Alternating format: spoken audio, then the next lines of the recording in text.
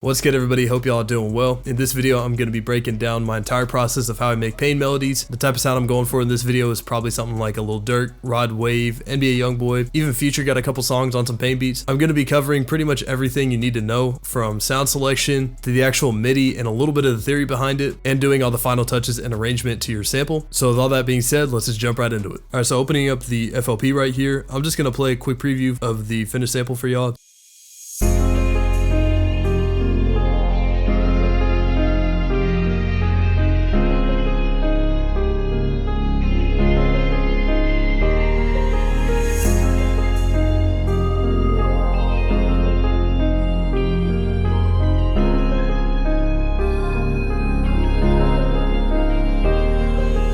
So per usual, the first thing I want to talk about is the tempo. I prefer to make my pain samples kind of on the quicker end. Usually they're probably sitting between 150 and 170 beats per minute. The tempo I chose for this sample was 168 beats per minute. So now going into the channel rack, I'm just going to go sound by sound. I'll start off with my sound selection and then I'll talk about the Midi and all that and move on to the next sound. So the first sound I want to cover is the piano sound. Typically the bases for pain beats are pianos. So as for the sound selection, I personally prefer Keyscape piano presets, especially the bass notes. These probably have the richest bass notes of all the different banks that I use. You can use different plugins like Contact. The ones that I've used that I'm a fan of are the Grandeur Bank, Alicia's Keys, and Noir. Some cheaper options that I've used in the past are Addictive Keys. For the best free piano VST, I personally used Keyzone Classic for a long time when I started out producing. You can use FL Keys. FL Keys have pretty solid bass notes. It's not a bad start. So now going into the Midi. So I started with my top melody. The key that this is in is F minor. I'll try my best to reconstruct that melody real quick. So I started with my root note of F, and using the F minor scale, I use the third and fifth notes in the scale to shape the rest of the chord. If none of these theory terms make any sense, I have a full music theory video, so be sure to go check that out. So then I moved on to the third note in the scale, which is G sharp, or in other terms, it's two of these piano roll spaces up. Then I put in my fifth note of the scale, C, which is 7 half steps, or these piano notes up from the root note. So this is usually the basis for pretty much all pain beats. You start with the first note in your scale and build a chord. A lot of pain beats kind of resort to this chord progression here. They'll copy it over and move the root note of the chord down 2 half steps to the 7th note in the scale. So in this case, it's D sharp. And then right here in the middle, you'll just move this up 1 half step to make a major chord,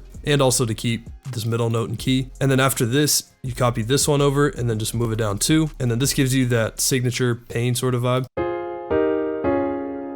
The one I'm going to use in this video is a little bit different. I'm pretty much just keeping it revolving around the primary chord here. So now that I have my F minor chord, what I did is I took these top 2 notes and I dropped them an octave. So it's still the same chord, but it's just a different voicing of it. I started off by kind of strumming the first 2 notes, so F and G sharp, then I'd C hit right after that. I just kind of placed in another octave C, so it's the same note, just an octave up. And then using this top chord space right here, I just put in a couple more notes. Then I use D sharp, which is the 7th note in the scale, and then I put down A sharp right here.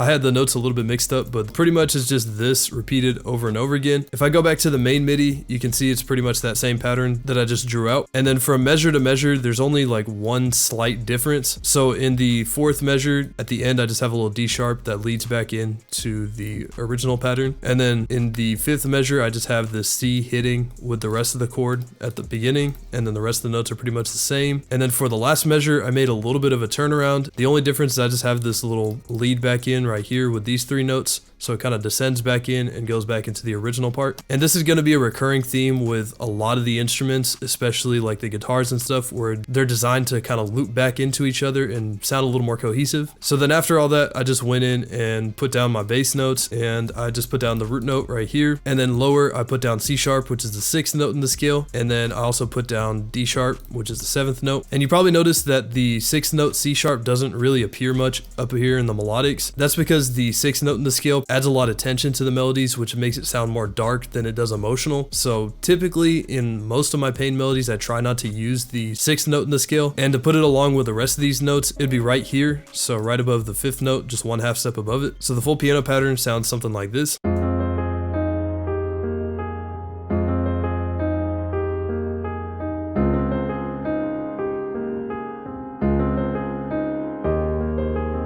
So now moving on to my piano top melody notes. For the most part, I have these playing when the guitars aren't in, because these with the guitars is just too much, it gets a little too crowded. The recommendations are the same as before, same VSTs and all that. For my top melodies for both this and the guitar, I would recommend, if you have one of these or if you can get one of these, a Midi controller. I'd say it's one of the most helpful pieces of equipment that I've used when it comes to penning out top melodies. And to preface, I don't play any piano, I just kind of self-taught myself a couple scales on there, and I just learned to play in little top melodies here and there. The learning curve is a little bit steep, so don't get discouraged if it's not clicking to begin with or it's really tough. I personally had a hard time picking it up, but now that I know a little bit of how to play top melodies in, it makes my process a whole lot faster. As you can tell by the notes here, there's not really much order to it. I was just kind of playing what I was vibing with. A few of these notes I went in and placed or changed afterwards, like these two right here, or this little series right here, especially with this little accidental. Sometimes these little short accidentals to the next note give a little different vibe to it.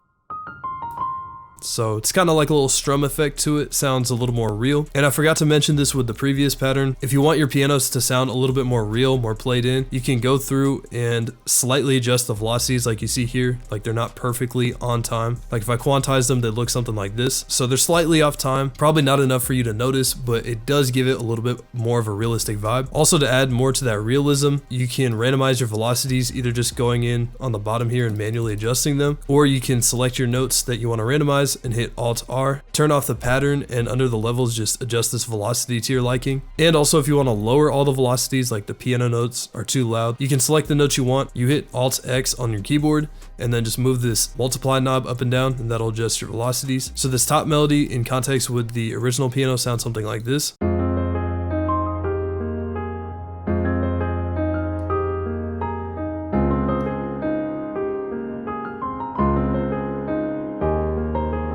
So just something that kind of complements with what we got going on with the first melody. So next is moving on to our bass sound. So for the bass, you typically have two different options. The first one being a bass guitar. The VSTs that I like to use for this are Trillion. X-Band 2's got some good bass guitars. My personal favorite from X-Band is this next fretless preset. There's also some pretty good contact banks. I personally don't use it that much, but one that I've heard that is pretty good is the Rickenbacker one. You can also get some kits that got like one-shots in them too. There's a couple kits that got some good one-shot bass guitars. And then your second option for your bass is your synth bass. The plugins I like to use for these are Trillion, Omnisphere, and Analog Lab. And again, similar to the bass guitar, you can also find some pretty good synth bass one-shots. For your bass sound, you don't want to use something that's really gritty or really distorted. The whole point of this is just to accent what we have so far and build that depth of sound. So making something that stands out a little bit too much kind of takes away from that. The bass sound I'm using for this sample comes from my multi-kit, and it's kind of a more synth bass type of sound. For my bass one-shots, what I like to do is turn all these other knobs down and put the hold all the way up. So going into the pattern, this probably looks pretty familiar because it is. It's literally just the bass notes from the piano just copied and pasted into here. For this beat, I didn't want to make my sub bass too complicated because I added so many layers like you saw at the beginning. You can kind of spice up the transition between the notes, especially for like this 1/6 right here. You can go and put in some higher notes. So we'll go with A sharp, G sharp, F, and D sharp. So just playing the bass sound by itself, it sounds something like this.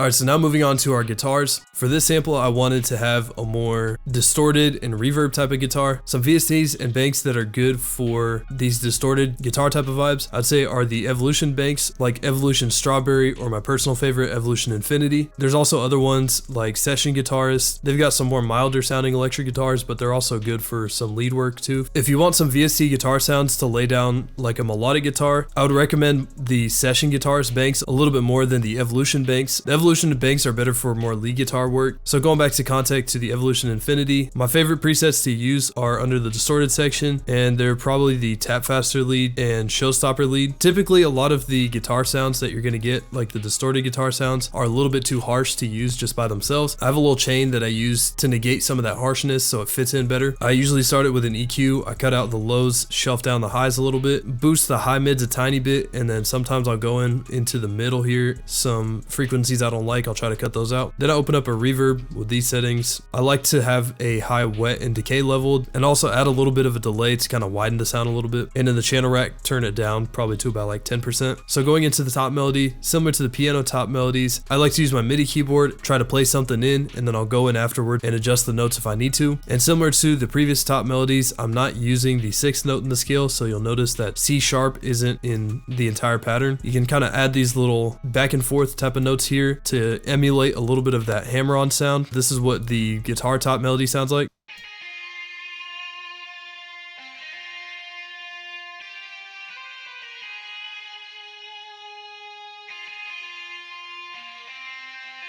And also you can go to the bottom here and go to the channel pitch and kind of play around with this. I just have a little knob on my keyboard that adjusts the pitch shift. Usually it's a pitch wheel. You can play around with that and get more of like a vibrato feel from it. Normal guitar, all that means is you're just gonna take the string and slightly bend it back and forth. So it feels like it moves a little bit, but it's not bending the whole note. For the actual setup of the pitch range, go up to the top left here and click on the green gear, and then just adjust this pitch range to your liking. The ones I use the most are probably 2, 12, and 24. For my guitar, I just duplicated it and put it an octave up, so it's pretty much just the same thing. Adds a little bit of a variation to the sample. So now moving on to the next sound that I got, which is the vocal chops. For vocal chops, I would recommend using something like Arcade or Splice. Just any source that you can get some quality vocal chops. Those are just the two that I like to use. And if you really want to, you can sample vocals from a real song. There's a bunch of Rod Wave songs like Street Runner and Letter from Houston that sample actual songs and actual vocals. You can get real creative with it. Just get your vocals however you want. Those are probably the few preferred ways that I would go about it. For the vocal chops, I like to put a little bit of reverb on it. I'll take down the low cut and adjust the dry, wet, and decay for the most part. So for this beat, as you saw, I'm using Arcade, specifically this unison bank under the distant voices line. For arcade banks, I would say distant voices line is probably my favorite when it comes to pain beats. Other ones that are pretty good are Hooked, and I believe Chopped probably has some. Chopped also has a lot of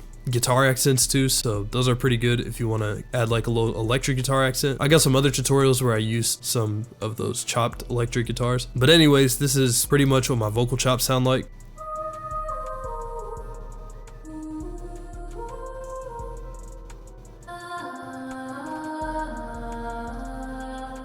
Pretty basic overall, just a couple vocal chops here and there. And then for my last melody sound, I have a saxophone sound from Contact. This specific one is used in a few Dirk songs. The one that I know off the top of my head is Viral Moment. It for sure uses this. And you can use pretty much any instrument that has some sort of a lead sound to it. So you could use like a high-pitched violin, some other brass sound like a trumpet. I've heard people use non-Western instruments too, so you can get pretty experimental with this. In some beats, they use the saxophone as like the primary counter melody outside of the piano, kind of what the lead electric guitar is to this beat. For this beat, I just wanted the saxophone to accent what we have and also lead it in to the next section. So as you can see, there's kind of this recurring theme of like 2 or 3 notes kind of leading us back in. We had it in the original piano melody. We have it in the guitar melody right here. These last 3 that kind of set it up to go back to the beginning here. And now we also have it with our saxophone. So that's a really key thing to making your sample sound really cohesive. But anyways, that's enough talking. This is what the saxophone sounds like.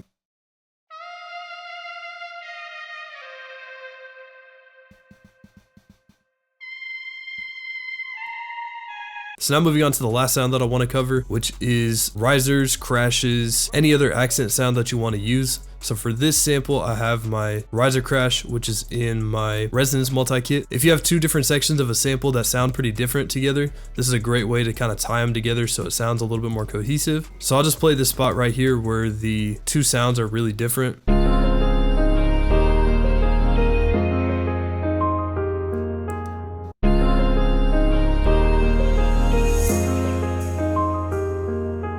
Some other sounds that I like to use that are also in my drum kit are some guitar wahs. I have one right here.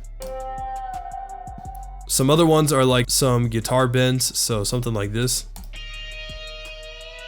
I like to arrange my samples, keeping in mind that someone's going to use this as a loop. So ideally, I'm crafting this so that you can just drop it into the playlist and add drums to it. So I have like the busy parts first here with the transition sounds and all that. As I move into the simpler part here, which is probably going to sit more like a verse, I cut down a lot of these sounds, especially that lead guitar and the vocal, and really just let the piano rock by itself. And I'll slowly bring back these elements, starting with the more subtle ones like the vocal and the saxophone, and then using a crash, I'll bring in those lead sounds again with the lead guitars. And then after that, just stem it out as you can see here, and you're pretty much good to go after that. So that's gonna do it for me. Thank you for sticking all the way to the end. I hope you found this video pretty helpful. Leave a like and subscribe if you did, and that's gonna do it for me, so I'll see you on the next video.